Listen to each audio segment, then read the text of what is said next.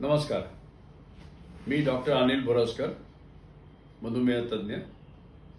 आज एक वेगळ्या विषयाला हात घालतोय.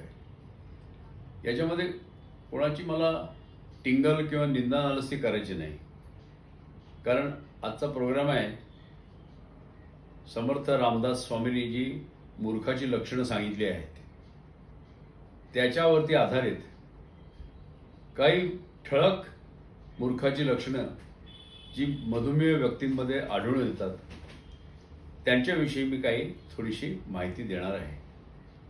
बरीचशी लक्षणं दासबोधातनं मी घेतलेली आहेत आणि ती अतिशय योग्यरित्या स्वामी समर्थनी मांडलेली आहेत.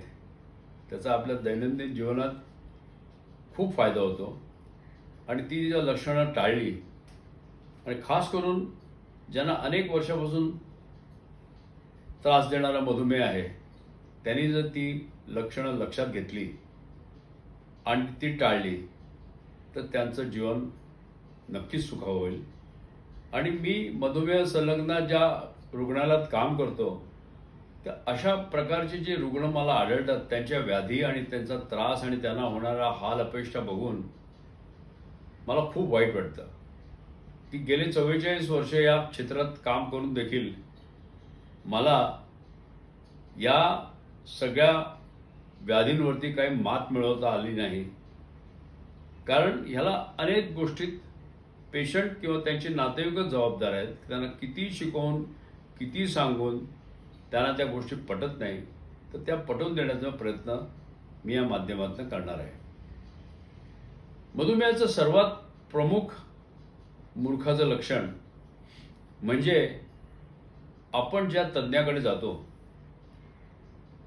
जो तज्ज्ञ वर्षानुवर्ष हे काम करतो आणि त्याचा व्यासंग कैक वर्षाच्या मेडिकल प्रॅक्टिसमुळे वाढलेला असतो, तर त्या माणसाचं ज्ञान हे योग्य आहे की आपल्यासारखंच आहे की आपल्याला पटणार आहे. किंबहुना कित्येक लोकांना असं वाटतं की हा जो मधुमेह तज्ज्ञ आहे हा केवळ MD आहे, त्याला लायसन्स आहे प्रॅक्टिस करणारा, म्हणून तो आपल्याला काहीतरी शिकवतो. पण खरं म्हणजे मलाच जास्त माहिती आहे त्याच्यापेक्षा. आणि हे असणं साहजिक आहे कारण हे सगळे जे लोक असतात हे गुगल युनिव्हर्सिटीमधनं त्यांच्या डिग्र्या मिळवलेल्या असतात. आता गुगलच्या विषयी मला काही तक्रार नाही, गुगल खूप चांगली माहिती देते, पण ती माहिती कुठल्याही रेग्युलेटरी अथॉरिटीने मंजूर केलेली असावी. सगळ्याच गोष्टी गुगलच्या वरती येणाऱ्या असतात त्या 100% सत्य असतातच का हे पडताळून बघून पाहिजे. कित्येक माध्यमांचा गुगलवरती फायनान्शियल इन्फ्लुएन्स असतो. बऱ्याचशा फार्मास्युटिकल कंपनीज किंवा न्यूट्रास्युटिकल कंपनीज ह्या आपापले दावे तिथे मांडत असतात आणि गलिबल ऑडियन्स म्हणजे जे खरं विश्वास ठेवतात प्रत्येक गुगलच्या एक फॅक्टवरती ते येऊन डॉक्टरशी त्या विषयावर चर्चा करतात. डॉक्टर मला एक सांगा, आता माझा जो डायबिटीज आहे हा टाईप A आहे की टाईप B आहे की टाईप 1 आहे की टाईप 2 आहे, आणि जर टाईप 2 असेल तर मला इन्शुलिन का दिलेलं आहे तुम्ही? कारण टाईप 2ला इन्शुलिनची गरज नसते, तर तुम्ही उगाचच इन्शुलिन देता असं नाही वाटत तुम्हाला?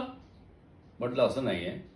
ह्यातलं पहिली गोष्ट की एखादी औषध योजना जो तज्ज्ञ डॉक्टर चालू करतो त्याच्या मागे काहीतरी कारण असतात. आता मधुमेह हा काही साधा रोग नाही. मधुमेहाची जी कारणं आहेत त्याला आम्ही डर्टी डझन म्हणतो. 12 अशा तोंडाने मधुमेह तुम्हाला ग्रासून तुम्हाला गिळत असतो. तर ही 12 तुमची जी कारणं आहेत त्यातले 2 किंवा 3 असतात. त्यातला अनुवंशिकता. कित्येक लोक आम्हाला सांगतात की डॉक्टर साहेब आमच्या घरात कोणाला नाही मधुमेह, मला कसा होईल? आणि दुसरी गोष्ट म्हणजे कित्येक वेळा काही मधुमेह व्यक्तींना असं वाटतं की आपल्याला लक्षणं नाहीत, म्हणजे मला वरचेवरती लघवी लागत नाही, मला तहान लागत नाही. तर अशा गैरसमजानी ते आमच्याकडे येतात आणि केवळ लक्षणं नाही म्हणून मधुमेहाच्या ज्या चाचण्या आहेत त्या देखील करत नाहीत. कित्येक वेळा अशा रुग्णांचं निदान कुठल्या तरी वैद्यकीय परीक्षेसाठी किंवा प्री ऑपरेटिव्ह किंवा कुठल्या तरी दुसऱ्या व्याधीसाठी ते जेव्हा दाखल होतात त्यावेळेस ते लक्षात येतं.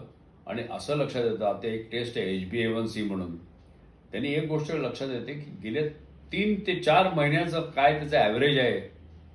तुमची फास्टिंग आणि पोस्ट लंच शुगर कदाचित तुम्ही आटोक्यात आणू शकता, पण HbA1c तुम्हाला फसवणार नाही, कारण ते सांगेल की वा तुमचं 7.5, 8, 9च्या वरती आहे, याचा अर्थ हा मधुमेह तुम्हाला कमीत कमी 6 महिन्यात त्रास देतोय. यासाठी आपण आलेल्या डॉक्टरकडे एक तर म्हणजे त्याचं ज्ञानाची परीक्षा घ्यायला काय हरकत नाही. तुम्ही, मी असं म्हणत नाही की सगळेच डॉक्टर लोक तेवढ्यांचा व्यासंग असतो, परंतु तो जो मेहनत करून तो मधुमेही तज्ज्ञ तुम्हाला जे सांगण्याचा प्रयत्न करत असतो त्याच्यामागे त्याची तपश्चर्या असते, अभ्यास असतो, व्यासंग असतो. आणि सगळ्यात महत्त्वाची गोष्ट मी नोकी लोकांना सांगतो की Google gives you information, knowledge, but a good doctor gives you wisdom. तर विजडम आणि इन्फॉर्मेशनमध्ये बराच फरक आहे. तर म्हणून आम्ही जे सांगतो ते आम्ही विजडम मधुमेह व्यक्तीला देत असतो. त्याचा आपण स्वीकार करावा. चर्चा करण्याला काही हरकत नाही की का म्हणून तुम्ही मला हे देता, या ड्रगचा एक्झॅक्टली इफेक्ट काय आहे. कारण आता जवळ 10-12 नवीन तोंडाने घेणाऱ्या औषधाची निर्मिती झालेली आहे, तर तुम्ही हेच का दिलं मला, हे मला पहिलं जे कन्व्हेन्शनल आहे ते चालत नाही का, ही सगळी चर्चा करायला हरकत नाही. परंतु आपण ज्या मधुमेह तज्ज्ञाकडे जाता त्याच्यावरती पूर्ण विश्वास ठेवायला पाहिजे. सेकंड ओपिनियन घेऊ शकता तुम्ही, तिसरं ओपिनियन घ्या, दुसऱ्यात पण तज्ज्ञ डॉक्टरांकडनं घ्या. तुम्ही सेकंड ओपिनियनसाठी जो जास्त या प्रांतात तरबेज नाही त्याचं ओपिनियन घेऊन आपण त्याचा सल्ला घेणं हे माझ्या दृष्टीनं मूर्खाचं पहिलं लक्षण आहे.